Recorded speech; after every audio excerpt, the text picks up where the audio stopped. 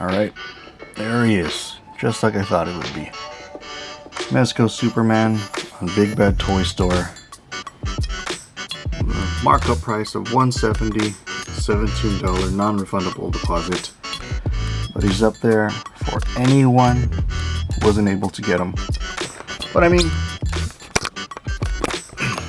it's weird because, oh, hi guys, by the way. But I was just taking a look at the Mezco Superman. That was one of the weirdest Mezco experiences ever.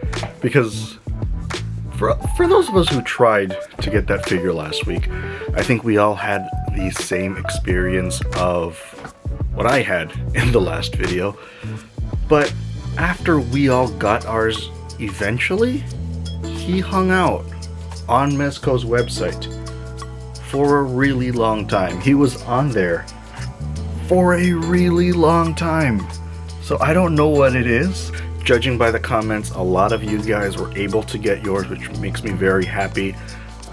It's just the process, you know? It's the process. It's shitty, but we got our collectible. We got our Superman. But yeah, it's the process. So yeah, just wanted to talk about a few things. Mezco Superman being one of them. But another thing that was funny that came up a lot during the last video was that alternate head. The alternate smiling Chris Reeve head. There it is. That one. So everyone kind of was less than thrilled when they saw that head in the gallery. But see, because what it is, I think, is for a really long time, action figure companies have gotten better at sculpting heads. Their likeness is getting there. There's more detail. They're doing whatever variation their company is calling face printing tech, 3D tech, real life face tech, whatever they want to call it. It's getting better. The likeness is getting better. For actors, there's more detail. But all of those pictures or all of those figures with those really good likenesses have been essentially mugshot heads. You know what I mean? Where it's just like them looking very stoic or looking very like slightly angry, you know, so like the mugshot head. Or it's like the breakup head, where Hot Toys does this a lot, where the likeness is there, but there's no soul in their eyes. You know, where they're just like blank stare, looking out the window because they just went through a terrible breakup. So now, companies are starting to give us like alternate heads. Yelling heads, angry heads, smiling heads when needed, like for the Chris Reeve Superman. But one who I've seen a lot of memes, a lot of talk about it, just because it is an expensive figure and they are a company known for their likeness. But that's the Ant-Man Paul Rudd Hot Toys head, and here's the picture. And people made fun of it, you know, but I get it because it's a very expensive figure, and for the price that you're paying, you expect more. I don't think the likeness is that bad. There are elements where, like, from the eyes up, it looks like Paul Rudd. It's just that big, overly gigantic, eye-catching smile. It's the lower half of his face, I think, is where it went wrong. Like, I looked at it for a few days, had nightmares, but once I got past that, I realized that it made me think of something else that isn't Ant-Man and or Paul Rudd. It made me think of that Inspector Gadget movie with Matthew Broderick. It made me think of that evil Inspector Gadget with like those giant fake white teeth.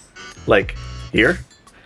So that's what I thought of when I saw that reveal. But I think action figure companies it's gonna be bad for a while, but just, it's the process.